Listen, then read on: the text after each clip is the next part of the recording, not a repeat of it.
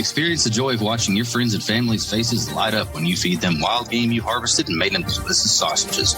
Or meat you barbecue and grill with the finest seasonings available. Visit our friends at Waltons.com to find everything you need to turn wild game into tasty meat snacks or spice up your barbecue with new flavors and seasonings.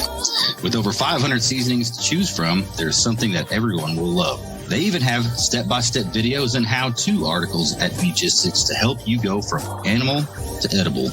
Use coupon Rangers15 at checkout to save 15% on your first order at Waltons.com. Waltons, everything but the meat. This is Jared Sandler, and you're listening to the Ranger Report podcast. The Ranger Report. Yeah, the Ranger Report.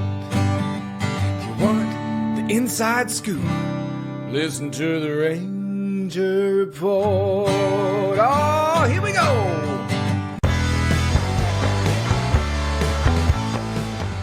This is the Ranger Report podcast.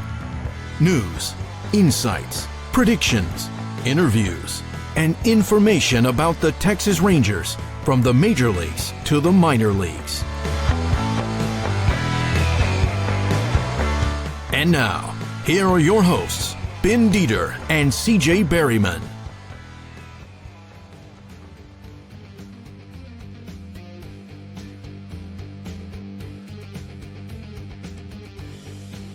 All right, everybody, welcome to the Ranger Report podcast, brought to you as always by Walton's. Walton's, everything but the meat, and also by Dallas Sports Nation.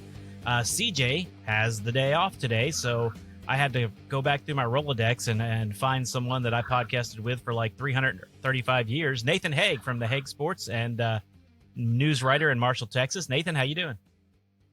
All right, how far down this list was I if you had to go down through the Rolodex? I had to go down through. Well, actually, you're the only other one on the Rolodex besides CJ, so it really wasn't that hard. Okay.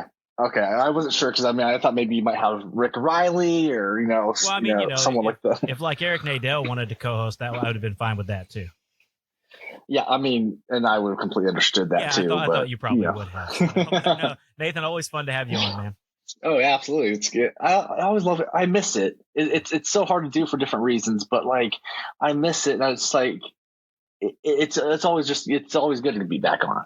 Yeah, and like for those that don't know, me and Nathan did a podcast together. I think from 2008 to like 2016 or 17. It was a long time. Something like that. Yeah, it was a while there. The Hague Sports. We were actually kind of a big deal for a little while.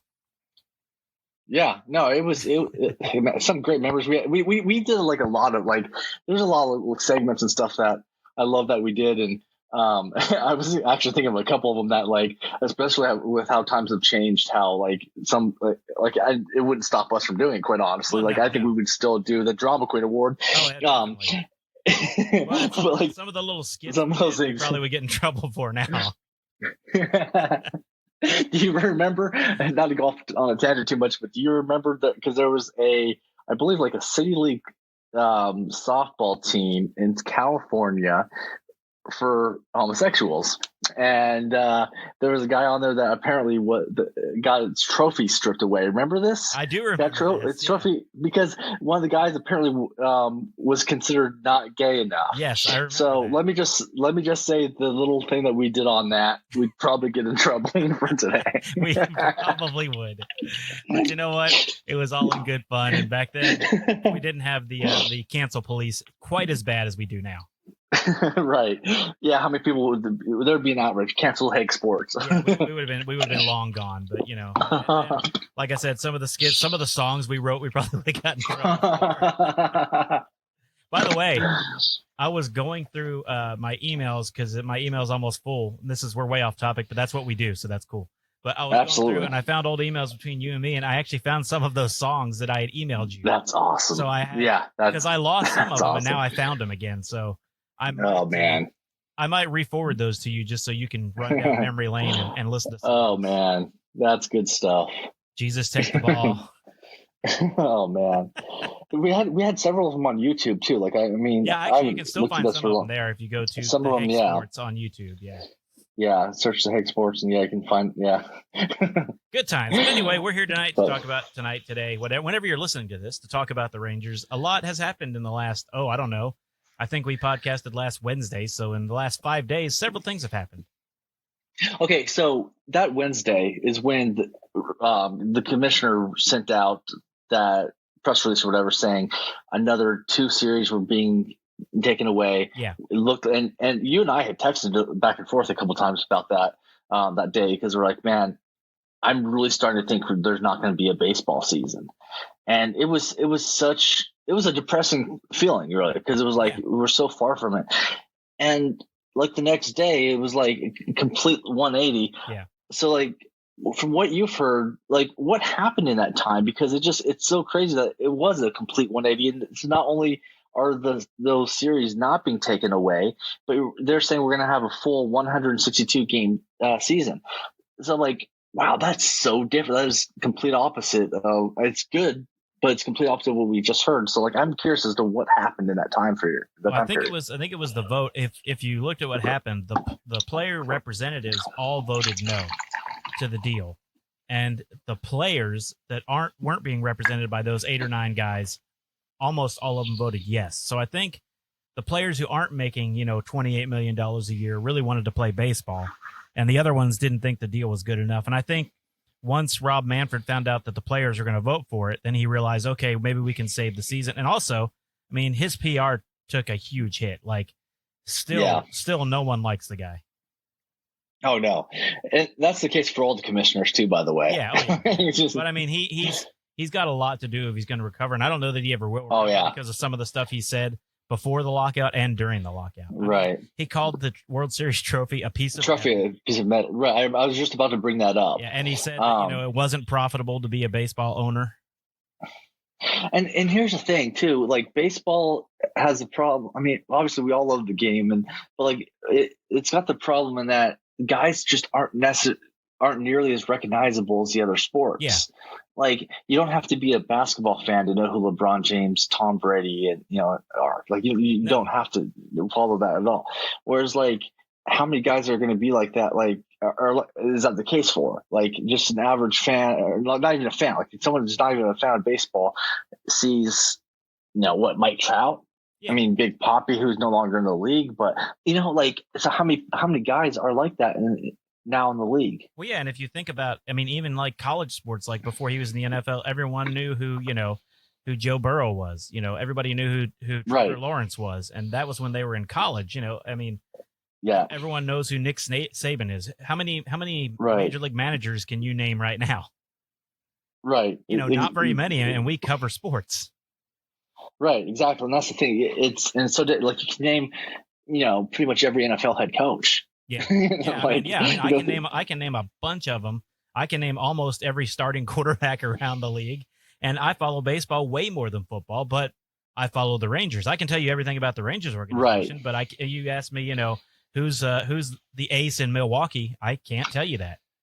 And that's another thing too. Is baseball is just such a regional thing. Like most fans aren't going to watch just 2 teams if it's not their team, and whereas like Monday Night Football, you're tuning in. Yeah, I mean, no matter who's playing. Yeah, Sunday night. Well, and now, and especially now, probably too, because they're with that crew that's getting not to get too far off. That's a pretty good crew for ESPN. Yeah, exactly. Because Monday Night Football is completely dropped off from what it was. Yeah. It has not been the same in a long time, but you and me growing up, we had Frank, Al, and Dan, and that. Yeah, exactly. That's oh man, fantastic. John Madden and Pat Summerall, like we had crews growing up that were just amazing at what they did. Oh man, it just, and like we talked about, especially after John Madden had passed, just like the nostalgia, like his passing was the timing of that was crazy. Yeah, because they were just had that documentary. Yeah, we had talked about the documentary before, because I had watched it a couple nights before. Like, I don't know if I watched it the night that it was released or a couple nights later. I think it was a night or 2 after. And then the next day basically was when we heard of his passing. I didn't watch it. I didn't watch it. I missed the first few. I watched it after he had passed. So that's right. It was it hit me way harder after he had just passed away. Yeah, for sure. But like in the ending of it, especially like when his son's talking about what his dad means to him. And it was weird because I remember just kind of watching that, and then you saw Madden's reaction to what his son was saying. Yeah. And it was just, there was something about it though to me that made me think something might happen to him. Yeah. Yeah. But, anyway. Yeah. But yeah. But anyway, good talk. But let's get back to baseball. All right. But I was about to direct it back to baseball too, actually. And I was about to say, so all that being said, like, yeah, you tune in, like, you have so many reasons to tune into to football. I feel like, regardless, like, I mean, because you can pick out different storylines or whatever. Whereas that's one of the things they're lacking. So, like, you're not going to necessarily watch a baseball game, unless it's your team playing. And as far as the broadcast crews and stuff, I've ever since Vince Scully had retired, like I remember. We knew Vince Scully was about to retire, and I listened to a lot of Dodger games that season, like his last or second to last season. Just to try to sink it in, And you're right. And to bring it back to what we were talking about, same thing with crews. You can name so many NFL crews, even the B and C teams that call games. But for national guys calling baseball, like, I don't know who calls for ESPN right now. I can't remember. I don't know who calls Saturday Fox games. I can't remember. Well, I mean, it was Joe Buck, but well, I mean, that's. Well, no, he didn't do the Saturday Fox games though. Normally, not the Saturday, right? Yeah, because that's true. I don't know who they have right now. That's true. Who calls those games? So Paul. That would be cool. Mike Patrick. Paul McCartney. Hey, dude. Now Dan Patrick would be good too. Yeah, I don't see him ever doing it though. No, he's got a sweet gig with what he's doing.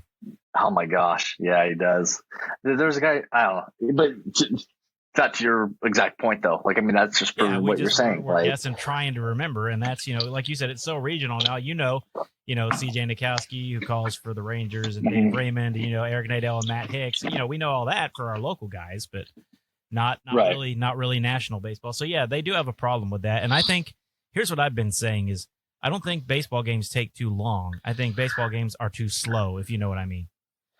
Yeah. And here's the thing, like, I don't watch games live. No. Like, and so it's like, fast forward, skip through commercials, skip time in between, like, and then you can get through a game and, get through a game in an hour and a half easy. Yeah.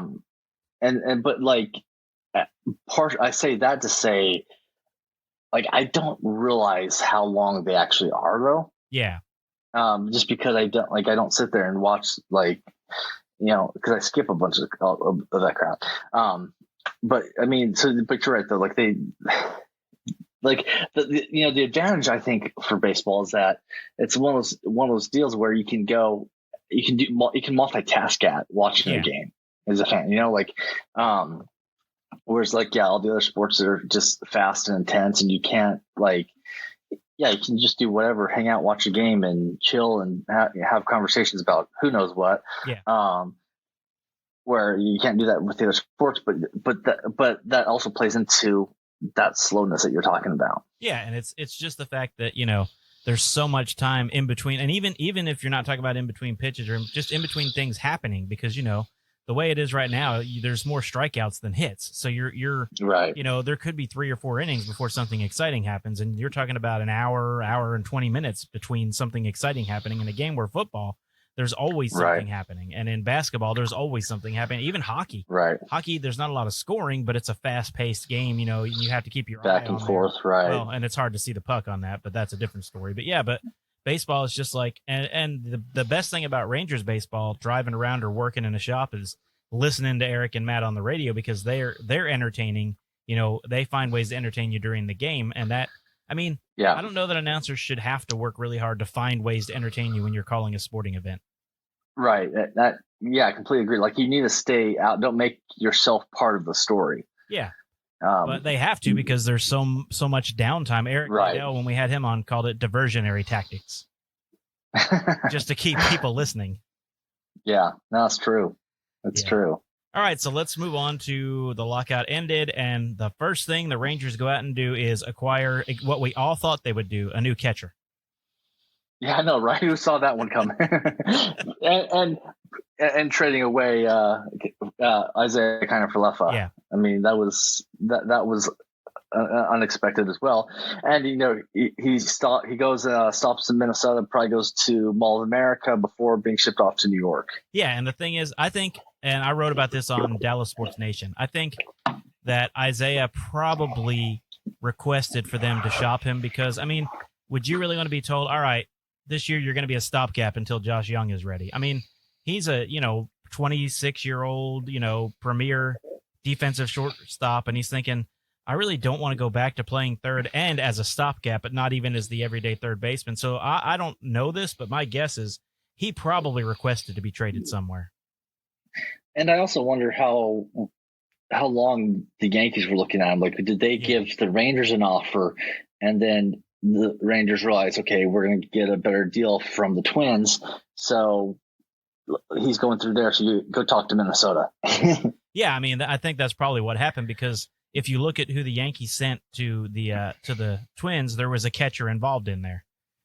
So, right. And he isn't as good as supposedly as Mitch Garver is. Mitch Garver, has hit some home runs over the past few seasons. He's also had some injuries, and his batting average is not as high as I would want for the return on Isiah Kiner-Falefa.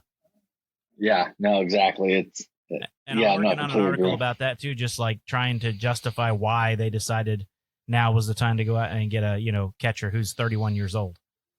Right. Yeah. Just a lot of head scratchers all around. I mean, you hope they know what they're doing, but I mean, we both know that they're not going to compete in 2022. That's not the idea.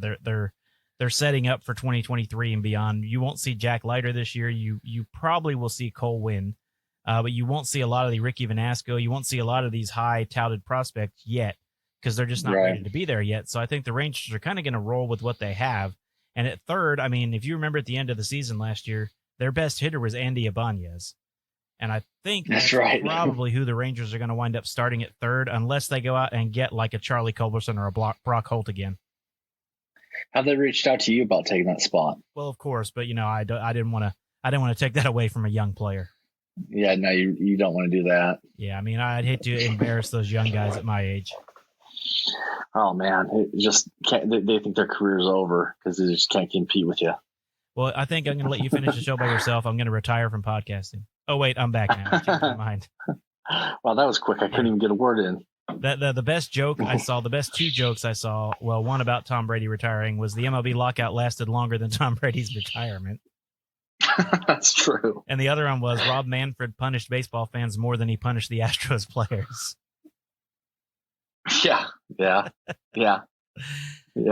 I think the Rangers, though, are going to stay internal. I think Ibanez will probably be your guy at third. I think that, and again. Well, I don't even know who's out there though. Who's out there like that could take. I mean, the only big name I hear being bantered around is Chris Bryant.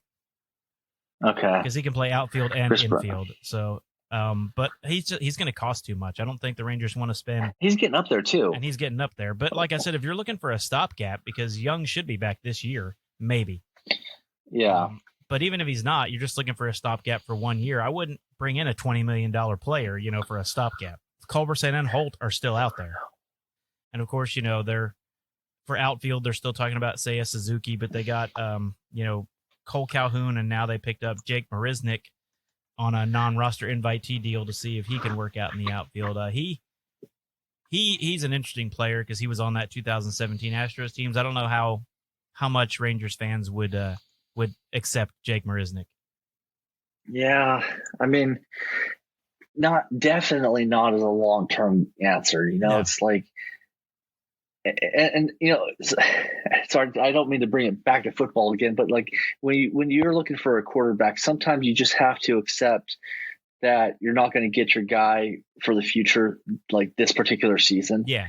And so it's best to just kind of build around, maybe add some weapons in the receiving core, or add some protection on the offensive line, and then be able to bring in a quarterback who will be well protected and have weapons to throw to, even if you don't know who that is at this moment. But so many people are in such a hurry that, okay, we have to have our guy now. Well, I think it's so often the same case. I mean, like, yeah, looking for a third base and shortstop, especially. Sometimes it's best to be patient and be like, okay, you know what? Like you alluded to a little bit ago, this is not our year to compete for the World Series. Yeah, we got to build for that. And I think everything but pitching for the future is already here. Like, I don't think they're looking for any more position players for the future. You've got, 12 pretty good outfielders in the minor leagues. You've got a ton of good infielders. You've got, a ton of good pitchers. And I think you're at the point now where they're just looking for guys to fill holes for 2022. Right, exactly. Which is kind of what they did with Martin Perez when they brought him back, which I didn't mention yet.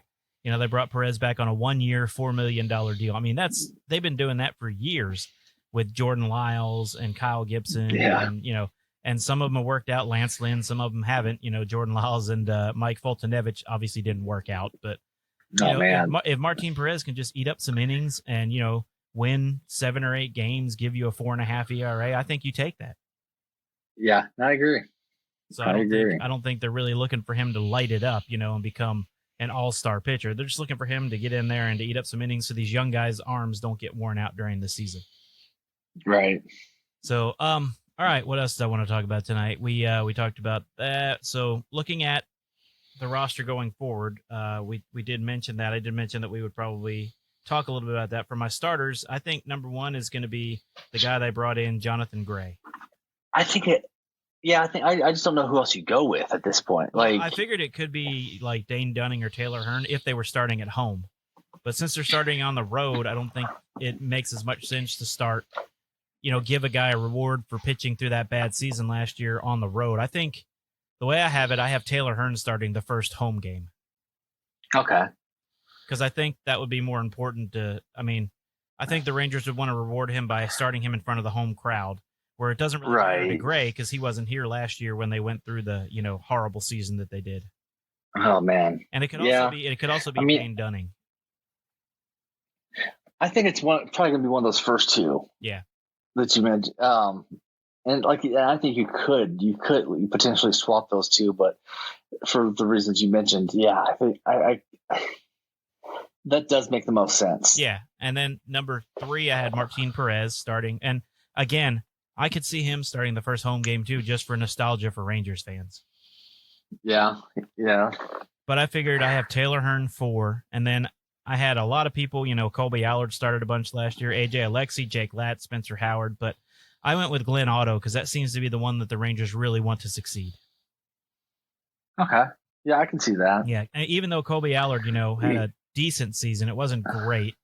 And I just think the Rangers, and for that 5th spot, I think all those guys I just mentioned are going to rotate through during the season. Yeah. Like, I don't see that 5th spot being locked down for anyone. Well, I'm also wondering how many of those guys stay through the whole season, trading free agency and all that. Yeah, it depends. I think it depends how good some of those guys play, but I think that was my 5 starting pitchers that I had going, because I think, and like I said, the reason was I think they want one of the guys who struggled through last year to start the first home game. Right. Because, it's fun to start the opening game in front of your home crowd. Oh, yeah. Oh, absolutely. But hopefully it doesn't turn into a moment like Kyle Gibson was that last year where he gave up 7 runs and with 4 outs. Oh, man. And then wound up having a fantastic season, but that first game was rough. Oh, gosh, that was bad. Was that last year? Yeah, that was last year, believe it or not. Oh, man. Okay, yeah, I guess so. Because it wasn't 2020, so. If we look ahead to next year, Clayton Kershaw, I know everyone's been talking about him. He signed a 1-year deal with the Dodgers. Do you think that he is considering coming here next year? I don't know.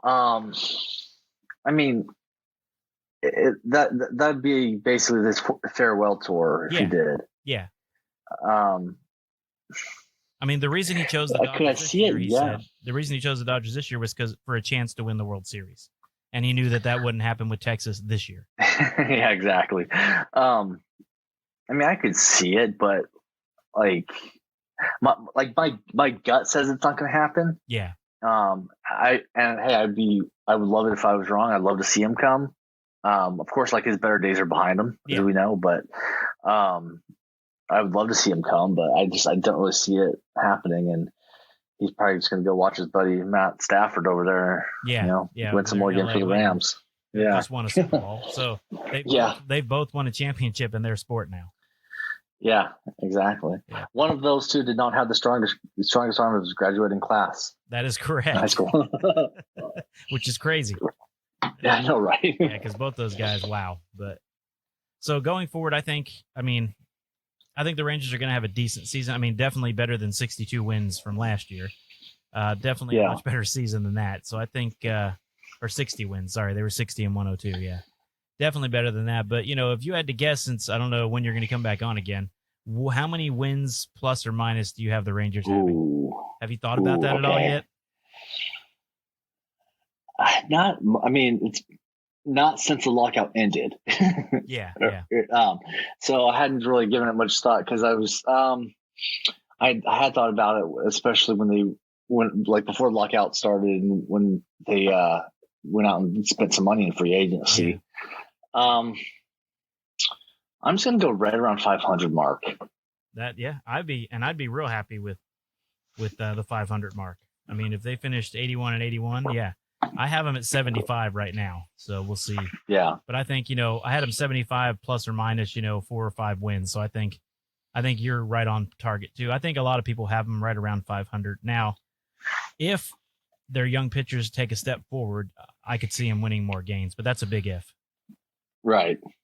Yeah, and you can't. Yeah, you definitely can't count on that necessarily. Yeah, guys like Cole Winn and Jake Latz and all these guys they have in the minors, Ricky Vanasco, if they get to the majors this year, you can't expect them to come in and be an ace when they've never pitched at the major league level. Oh, no. Gosh, no. It's such a different ballgame. Oh, it ought to be fun. I love spring training. I'm glad it's finally going. Well, on Rangers related, but Freddie Freeman, where do you see him ending up? Does he stay in Atlanta? Does he go over to the Dodgers as well? I don't know, because Atlanta just picked up Matt Olson from Oakland. And that kind of surprised me, because according to reports on Twitter, they didn't even tell Freddie Freeman they were making that deal. And, that's his position. So that's right. That's a little bit strange. So, and I've seen people it is strange that the Rangers should get him. I don't think so. I don't think, I love Freddie Freeman, but that would be overspending for, I don't think they're going to do that. That's going to come with a very hefty cost for sure. Let's talk about some minor league rule changes that'll be happening this year. They want to eventually put these into the major leagues. Not all of them will be in the major leagues this year, but here is what they're putting on in some of the minor leagues this year. I believe in all of them, they will have an on-the-field pitch timer, sort of like a play clock in football. And those rules will be used in Low A West and the Arizona Fall League. So those are not going to be in all the leagues, just Low A West and the Arizona Fall League. So pitch clock, what's your opinion on that? I'm actually really neutral on I get wanting to expand it or you keep it going, keep the pace of it going. Yeah, it's one of those I can do without or I don't know. I don't know if it's gonna make much of a difference. I'm okay either way. Yeah, and I think there's already a rule that you can only wait so long to throw a pitch, and it's not being followed. So, if they would just put a directive out there for the pitchers, hey, try to be within, 5 or 6 seconds of this, that probably would have been fine instead of the drastic, all right, we're going to put a pitch clock in center field. Right. Yeah, exactly. And I understand they're trying to speed up the game again, like we've talked about. But again, I don't think the length of the game is the problem. I think it's the pace of the game that's the problem. Yeah. No. Yeah, exactly. We've talked about that. Yeah, I agree. It might contribute some, but I don't know. Yep. Okay, the number 2 thing that they're changing is they're going from a 15-inch base to an 18-inch base to try to reduce collisions when people are sliding in, getting stepped on, and reduce, the distance for steals so more guys can steal bases. Honestly, does an inch and a half really make that big of a difference in a steal? I guess it could. I don't know. And I do wonder too, if because obviously you have the whole aspect of, tie goes to the runner. Yeah. And will it make it easier then for there to be more ties? Yeah. So more guys you're talking more guys get on steal, more guys get steals, more guys get on base. And that's I don't know if that makes much of a difference either as far as the length of the game, because, now you're going to have more guys being safe. Yeah. But I just don't see that I mean, just that inch and a half, like how much difference will that really make? Well, yeah, and they're probably trying to look for more close plays at bases so that it's more exciting. Right. Well, especially at first base, because that's really the only one that's going to be really effective. Now, aren't they also having ads on their uniforms? Yes, well, that's I've heard that. I didn't read that yet, but I have heard that as well, which I do not like. I don't like that at all either. Yeah, I'm really not a fan. And I know the NBA started, and I just don't like it. I know it's small, but still. And one thing we were talking about too is like, so like in the NBA, it just seems so. Yeah, when the NBA came out with this, when they started having logos on their uniforms, yeah, I was like, what can you name teams? Like, if you were to name if the team name was sponsored by this product, what would some names be? Team name to a product? Right, like Chicago Red Bulls, the Cleveland Chevy Cavaliers. There you go. The Denver McNuggets, the Dallas Top Gun Mavericks. Yeah, right. But I'm having a hard time doing that with MLB names. Like, it comes much more natural for MLB, and the baseball. It's and by the way, I think baseball has some of the best team names in all of sports. Yeah, I agree. Actually, the guy we had on last week does minor league logos, and we talked about there's some great minor league team names too. One thing that baseball has done right is they've let their minor league teams have a little fun and sort of have a local connection with their names, and some of those are really good. Yeah, that's awesome. Yeah, because you definitely got some really good ones out there. Yeah, but I don't know. I think on the uniform, I don't like that. No. Ads on the uniforms, I hate that. But all right. By the way, I think the best logo, by the way, in MLB, I think it's got to be the Milwaukee Brewers. That is a good logo. I agree with you. I do really like. Golly. Yeah. And there's some good ones too in major and minor league baseball. I agree. Oh yeah, for sure. Maybe they should put ads on the bases instead of on the players, since they're going to be bigger. That was one of the things they talked about a while back, though. Yeah, I know. At some point, but they'd have to find ways to get the shot in there correctly. They didn't want their cameraman to have to worry about that. Yeah, I'm not a fan of that. Not a fan. But I mean, I'll take it though. I'll take it over having no season at all. Obviously. I totally agree with that. All right, the next one is defensive positioning in AA, High A, and Low A. The defense must have a minimum of 4 players on the infield, with at least 2 infielders completely on either side of second base. So basically, no more crazy 7 guys in the outfield on a shift.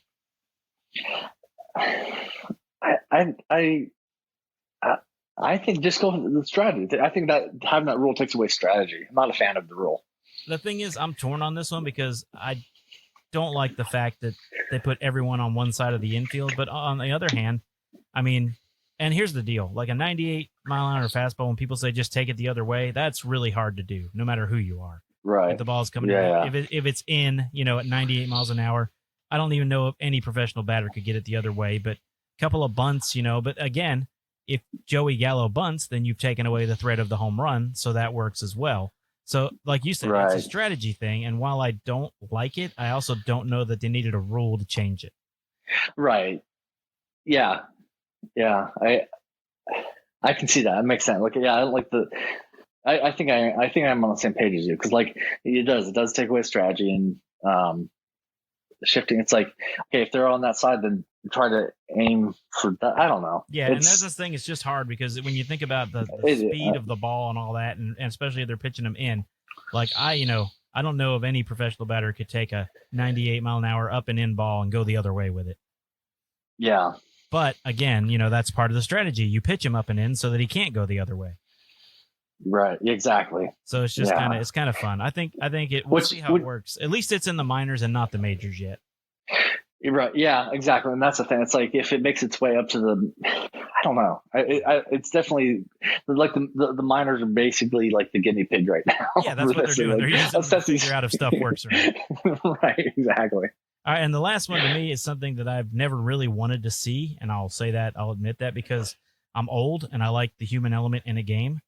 But in select AAA games and low A Southeast games, automated ball strike technology will be used to call balls and strikes? I am completely on the fence about this one, actually. Yeah. And because I'm with you in that, I too am old school in a lot of ways. It's like, like tradition and all this stuff. But at the same time, man, if you can be sure you're going to get the call right, then and not have the game potentially come down to a bad call, then just go with the sure thing. Because I'm thinking if I were to be an ump or ref or something, and I'm not man, I think I would want that as at least hey, this is the way it actually was. I'd want to know for sure.